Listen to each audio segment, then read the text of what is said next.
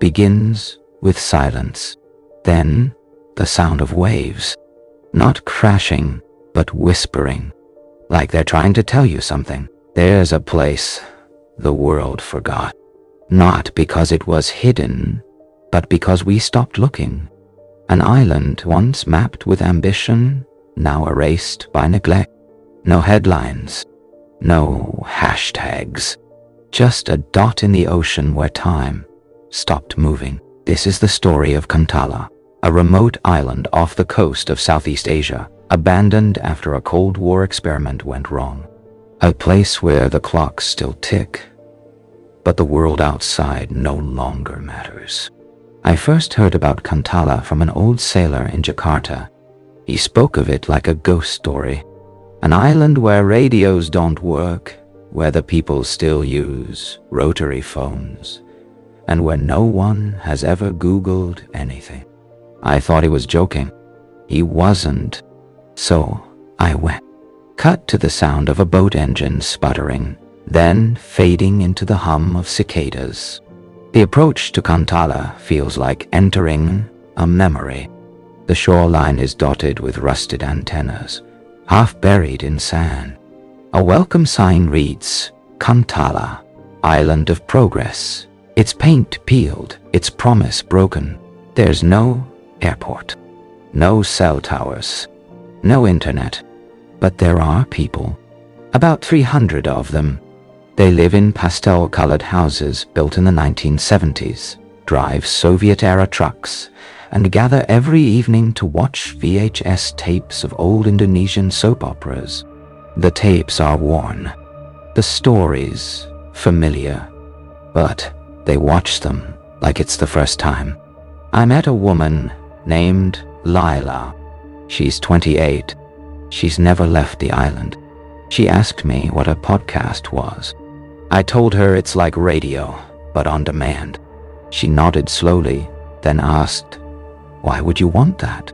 That's when I realized Kuntala isn't just behind. It's preserved. Not by choice, but by design. Back in 1979, Kuntala was chosen as a test site for a joint Soviet-Indonesian social experiment. The goal? To create a self-sustaining community, isolated from global influence. A control group for human development. They built schools, clinics, even a cinema. Then, in 1986, the funding stopped. The world moved on. Kuntala didn't. The island was cut off. Supply ships stopped coming. The satellite link was severed. But the people stayed.